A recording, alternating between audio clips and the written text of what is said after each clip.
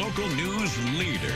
This is WCIA 3 News at 9 on X49. Sexual assault is really an epidemic in our country.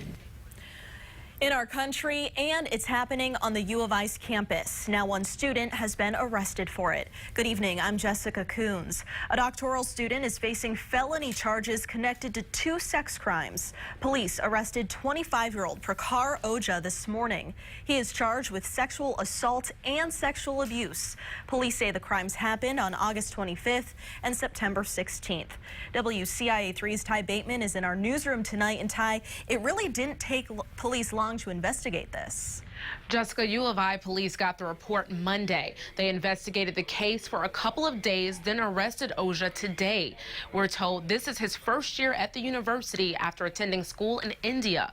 Again, he's charged with assaulting 2 women who are students for sexual abuse and assault. The difference? Sexual assault involves some form of penetration, while sexual abuse has fondling or other inappropriate touching. Alcohol was involved in both cases. Assaults like these happen on campuses nationwide, and U of I says they're no different. People are starting to come forward, and as more people come forward, we can hold more people accountable and also kind of get a grasp on some of the dynamics and where we can go next in our education and prevention programs. The university educates all new students on sexual assault. Statistics show 1 in 5 women and 1 in 16 men will experience sexual assault or attempted sexual assault during their college years. And We Care is a website that has all the resources on campus involved sexual misconduct. There, anyone can find a counseling center and report an assault. We'll have a link to that on our website, illinoishomepage.net. Live in the newsroom, Ty Bateman, WCIA 3, your local news leader. All right, Ty, thank you for that report. Some kids returned to Mattoon High School today, less than 24 hours after a shooting in their cafeteria. This is an update from your news leader tonight. 1 person was hit in that shooting, at least 1 other grazed by a bullet. The student who was shot and taken to the hospital is okay.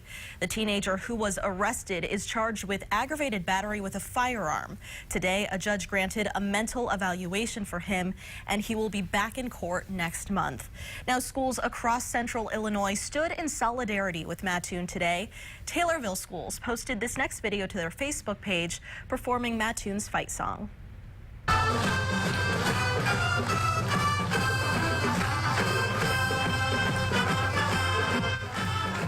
In addition to this showing in Taylorville, schools including Arcola, Villa Grove, and Shiloh had people wear green today for the Green Wave.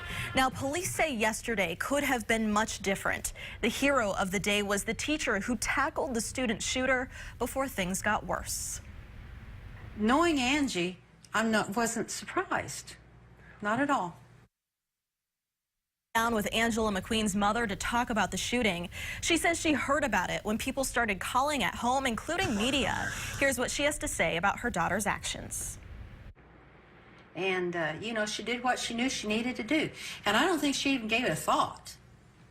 Because when she saw the gun, I'm sure it was just like, oh my goodness, we're not going to have another Sandy Hook. Now, you can watch more from that interview tomorrow on CBS This Morning. And at 10 o'clock over on WCIA, we'll dig deeper. We were in Coles County again today, talking with officials about what safety precautions they're taking to prevent something like this from happening again. In other news tonight, a former union president was sentenced to 21 months in federal prison. This is new at 9. Bob Buford was president of United Auto Workers Local 2419 in Danville. He was convicted of mail fraud related to embezzling union money. Authorities say Buford made cash withdrawals for his own use, then covered it by mailing in false reports. Buford has to pay restitution of almost $130,000. A man is dead after a bank robbery turned into a standoff at the suspect's home. This is in your news around the state. This happened yesterday in Peoria. Police shot 25-year-old Eddie Russell Jr. outside of his home. They say Russell robbed a bank with a gun and then ran. Police were able to track him to his home where he stayed for more than 2 hours. They say when he did come out, he had a gun and moved to raise it while walking toward police. Several officers then shot him. They are all on administrative leave while state police investigate. And police in Bloomington say a deadly house fire was actually a double murder-suicide. This happened on Brittany Court on Tuesday. Police say 33-year-old Eric Ringenberg hid all of the phones in the house. Police say he then strangled both his sons, a 2-year-old and a baby. He then set the house on fire and hanged himself. His wife was able to get out after the smoke alarm woke her up. She told police she tried to search for her phone and her family, but couldn't find either. Officials are investigating a Decatur nursing home after they gave their residents 2 days to get out. Lincoln Manor is the second nursing home in Illinois to abruptly shut down because of money problems. The owner of the facility told staff and residents they were closing on Tuesday. By law, nursing home facilities are supposed to give 60 days notice. All but one person have found a new home. People we spoke with were shocked at how this happened. It's sad because we lost a lot of residents that we had come to be in contact with, like as grandparents, kids, you know, that we love like our own family. And it's sad to see them go. The Department of Public Health is investigating. We're getting a clearer look at the race for Attorney General. Lisa Madigan announced last week she would not run for re-election, setting off a mad dash to replace her. We're keeping you connected to the Capitol tonight. WCIA 3's Mark Maxwell is live in Springfield for us. So, Mark, it looks like we could have at least 4 serious candidates on the Democratic side. Jessica, that's right. This is an attractive job with a lot of visibility, a lot of power, and we know right now at least 3 serious candidates are already declared. Representative Scott Drury from the Chicago suburbs dropped his bid for governor to switch gears and run for AG. He'll run against State Senator Kwame Raoul, an attorney from Chicago who was appointed to replace President Obama's seat back in 2004. On the Republican side, it's Champaign attorney and former Miss America winner Erica Harold. She's racked up more than 40 Republican endorsements in short order and still on the fence. Retiring Assistant Majority Leader Elaine Nekritz, another Democrat, State Senator Michael Hastings, who's an attorney and a combat veteran, is passing petitions as well as he weighs his chances. An interesting note, Hastings is also passing petitions to challenge Secretary of State Jesse White. He says he has no intention to actually challenge Jesse White, but wants to be ready just in case something happens. Live in Springfield, Mark Maxwell, WCIA 3, your local news leader. Jessica. All right, an interesting race already. Mark, thank you for that. A new law is going to help kids eat healthier. It's going to allow school districts to grow their own produce and serve it in the cafeteria. They'll have to follow state food and handling guidelines.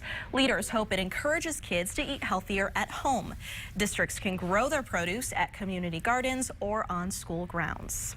One health department is raising money to help in the fight against breast cancer. The Livingston County Health Department is selling pink light bulbs. They're encouraging everyone to put one in their porch light or window during October. The money raised goes to help women pay for mammograms. The health department says since there's no way to prevent breast cancer, early detection is the best defense. Each bulb costs $4. Several Illinois fire departments got a Life Safety Achievement Award, including one here in Central Illinois. It's in our good news tonight.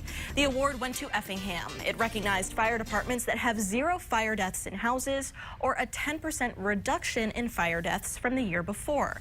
Departments also have an active prevention program. What did you do on this last day of summer? We'll share your day coming up. Plus, do you know the history behind the ATM, why it's celebrating a milestone? And warm temperatures here still tonight. Look at this. We're sitting in the lower 80s right now, and we've got more of this warmth to come. We've been talking about that. We come back to the heat, how long it continues before things cool down, and we'll find a little bit of rain in the forecast. First, your weather quiz question. What is the sunniest city in the United States? Will that be Philly, Yuma, Abilene, Texas, or Miami, Florida? We'll have the correct answer coming up.